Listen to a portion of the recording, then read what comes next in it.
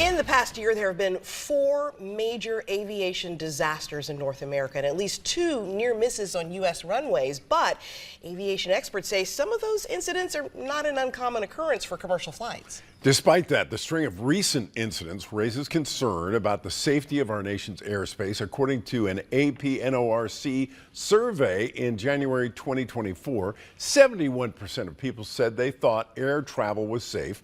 But by February this month, 2025, only 64% feel the same way. They feel air travel is safe. So the great majority feel air travel is safe. But to talk about this today on A Better Memphis is Dr. Paul Thompson, joining us online here, a retired airline captain with over 50 years of aviation experience as a pilot for the United States Navy. So thank you for your service, sir, as well as 35 years with Memphis-based FedEx. He's also co-host of a weekly aviation podcast called The Wingman Show.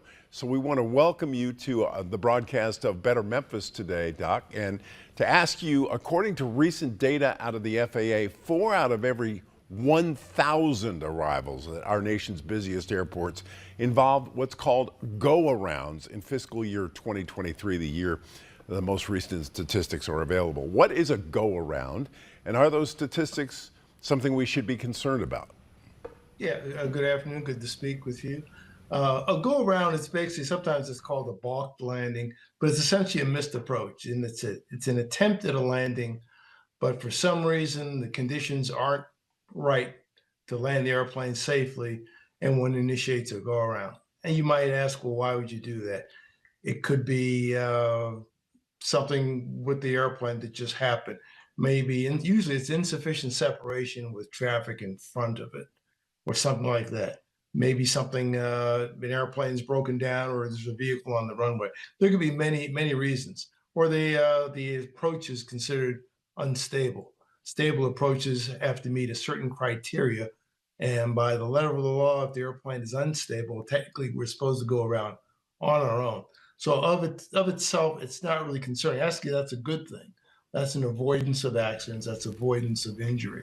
It's usually a little more flight time, might make you late by 5 minutes or so, but it's generally just a little more flying time. All right. And what kind of training do pilots get for avoiding air disasters, to do those go-arounds? Do they get training? Do you get training? Yes, we do. That's very common.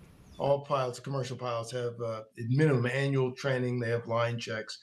But in the simulator training, there are a number of situations that are given where they need to see a go-around, at least 1, maybe 3. And it may be under adverse circumstances. It might even be with an engine inoperative. But in fact, that is a requirement. So there's a lot of practice there. The challenge there is that 99.997% of the time, nothing ever happens. And it's easy to get lulled into a sense of complacency. Mm-hmm. So that training is usually thrown in to give you a startle, a surprise, give you something that may happen with just short notice. And any type of maneuver it's made, there's a lot of critique, a lot of analysis. And if it's actually not satisfactory, it's done over until it is satisfactory. Okay. Well, the Trump administration has called for the elimination of DEI programs throughout the entire federal government, including the FAA. What, if any, kind of effect do you think that'll have on the agency as a whole?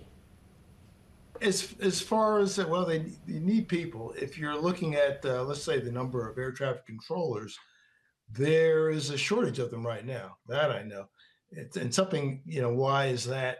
Well, we're all getting older, and air traffic control requires a mandatory retirement at the age of 56.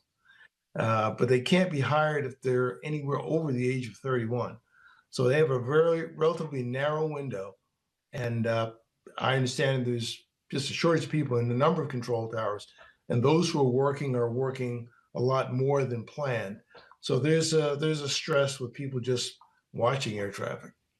You mentioned that there's a shortage, but the Trump administration recently let go of cut 400 more jobs recently of the FAA. As a retired pilot, does that concern you at all? I think it depends on what those jobs are. Say if they were revolved around aircraft inspections, pilot training, that kind of thing. Yeah, that would. If anything, it'll probably slow things down. The process itself is not typically rapid. May not have immediate effects on on the traveling public. I say it depends on what those positions were actually.